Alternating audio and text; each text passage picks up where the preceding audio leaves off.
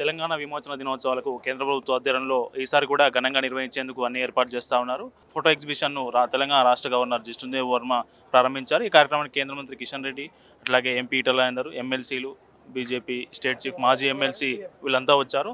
ఈ అంశంపై మనతో మాట్లాడడానికి బీజేపీ స్టేట్ చీఫ్ ఎన్ రామచంద్రరావు గారు ఉన్నారు. సార్ నమస్తే. గత ప్రభుత్వం నిర్వహించలేదు తెలంగాణ విమోచన దినోత్సవాన్ని అధికారికంగా.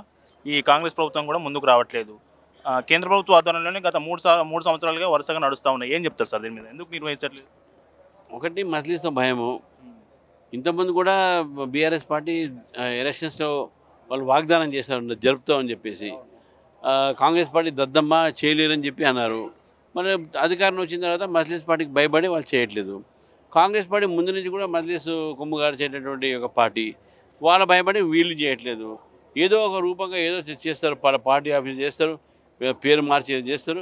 కానీ ఇది విమోచన దినంగా అధికారికంగా జరపడానికి ప్రభుత్వానికి ఎక్కడ నష్టము? కలెక్టరేట్ మీద, ఎంఆర్ఓ ఆఫీస్ మీద భారతదేశ జెండా ఎగిరేసి జనగణమన పాడటానికి వాళ్ళకి ఏంది నడుస్తుందో అర్థం కాదు. కాబట్టి కిషన్ రెడ్డి గారు ఎప్పుడైతే కల్చరల్ మినిస్టర్ అయ్యారో వారు ఈ యొక్క మినిస్ట్రీలో ఉన్నప్పుడు వారి యొక్క ప్రయత్నంతో అమిత్ షా గారు మొట్టమొదటిసారిగా వచ్చి అధికారికంగా కేంద్ర ప్రభుత్వం పెరేడ్ గ్రౌండ్లో ఈ యొక్క 17 సెప్టెంబర్ మనం జరుపుకున్నాము విమోచన దినాన్ని హైదరాబాద్ లిబరేషన్ డే కింద.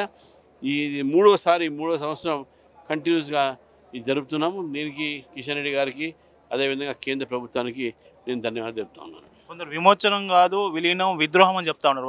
వాళ్ళకి ఎట్లాంటి సమాధానం చెప్తారు మీరు? ఈ విమోచన దానికి ఇప్పుడు ఎన్ని సాక్రిఫైస్ అయినాయి, ఎంతోమంది చనిపోయారు, కొట్లాడైంది, పోలీస్ యాక్షన్ అయింది. ఇది విమోచన కాకపోతే ఏమవుతుంది? వాళ్ళకి ఏంటంటే ఇది ఏదో విమోచన కాదు, దానికి ఏదో మతం ఆధారంగా ఏదో ఉంటుందని చెప్పి వాళ్ళు భావిస్తూ ఉన్నారు. కానీ అటువంటి ఏం లేదు. విమోచన వాస్తవం కదా.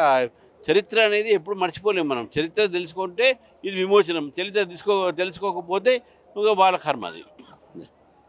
ఓకే, ఇది ఖచ్చితంగా విమోచన దినోత్సవమే. దీనికి సంబంధించి చరిత్రక ఆధారాలు కూడా ఉన్నాయి. ఈసారి రాజ్నాథ్ సింగ్ రాబోతున్నారు.